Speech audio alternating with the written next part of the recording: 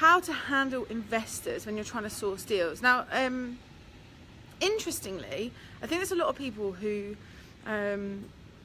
forget that they get to choose which investors they work with and which investors they don't work with.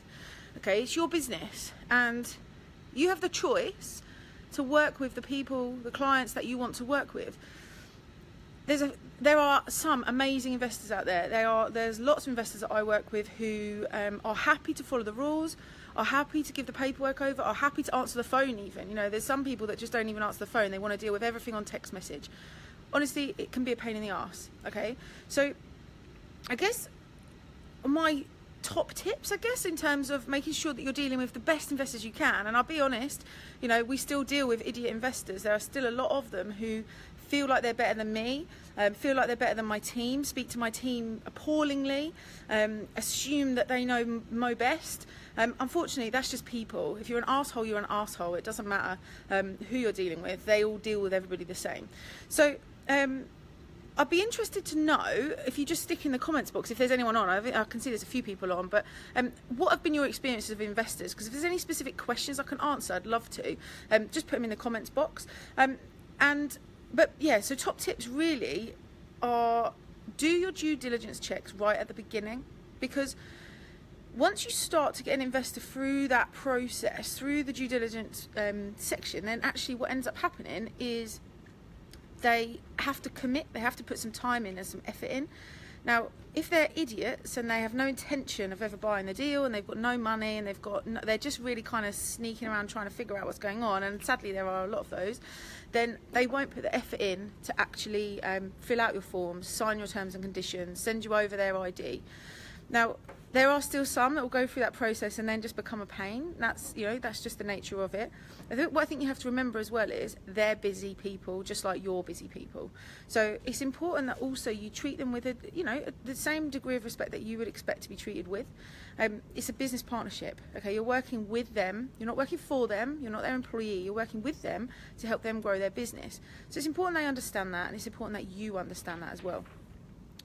In regards to getting rid of the tyre kickers, again, what we do in the business is we ask obviously for all the ID and all those sorts of things. We also ask for all of our investors to fill out a brief sheet, I think we call it. I think we call it a discovery sheet. And it's basically just an opportunity for them to write down their actual criteria, exactly what they're looking for. Now, sometimes you can look at those briefs and they come in and there's investors that know exactly what they want. They know what returns they want. They know what postcodes they want. They know what types of houses they want.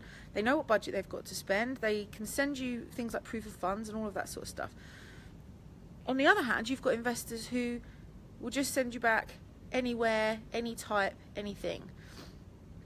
Now, as a sourcer, it's important that, especially if you're sourcing to order for particular people, it's important that you push back and say, anything, any type, anywhere, it's no good to me.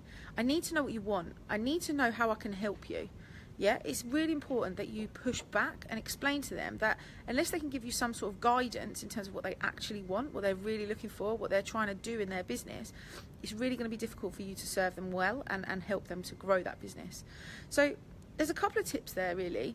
In terms of communication with your investors throughout the process, okay, sometimes it's really difficult to get hold of investors. That doesn't change whether you are someone who's selling loads of deals every month or whether it's someone who's doing two a year. Ultimately, communication with busy people is always going to be hard. So what I always advise is to have every means of communication available to you. So make sure you get their phone number. There's lots of people that will communicate with me on Facebook, but right at the beginning, when I first started, I didn't have a phone number for them. So I was trying to call them to get feedback, or I was trying to call them to do something or fill out something or go somewhere to a meeting or something like that. And I couldn't get hold of them unless I sent them a Facebook message. And we all know what Facebook's like. You know, everyone gets millions of messages every day. It's a really difficult way to keep the communications concise and simple. So get their email address, get their phone number, get their Facebook, whatever means of communication they like. If they're a WhatsApp person, then WhatsApp them. If they're a text person, then text them. But just make sure you've got options available to you.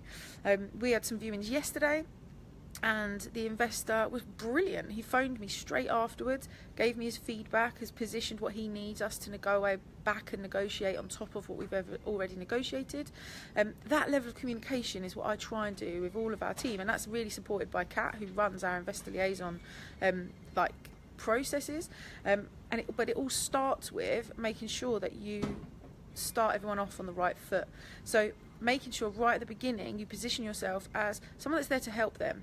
Okay, don't let them speak down to you. They're not better than you. They're partners. Okay, they are equal. Your business partners. You're working together for a mutual gain.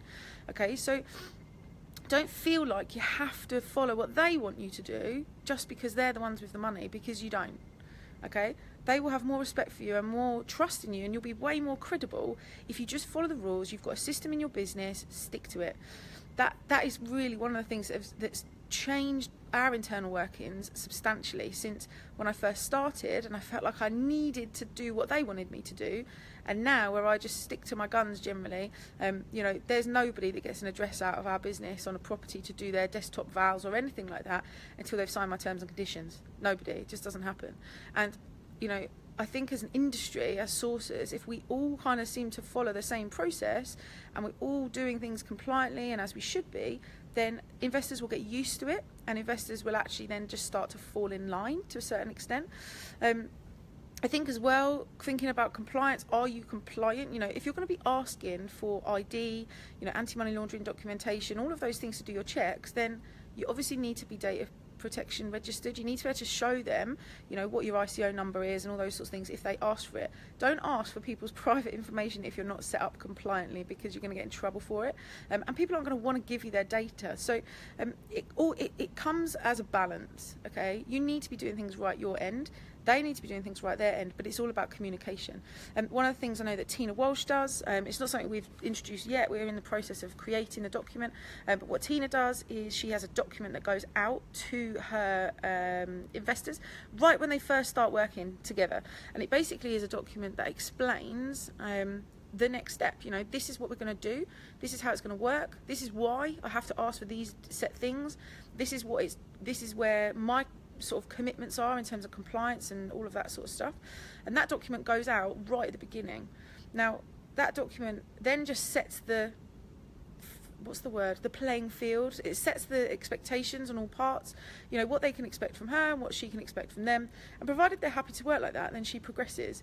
If for any reason they're not happy to work like that and to kind of fall in line with her system, she doesn't progress. You guys don't have to scrap around trying to find investors that don't want to follow the rules and don't want to work with you. Okay, there is enough investors out there, great investors, really, really great investors who want to work with you. Go and find those guys, or find somebody that's got access to those guys and work with them in partnership. I hope that's been helpful this morning. I'm going to go and make my coffee now.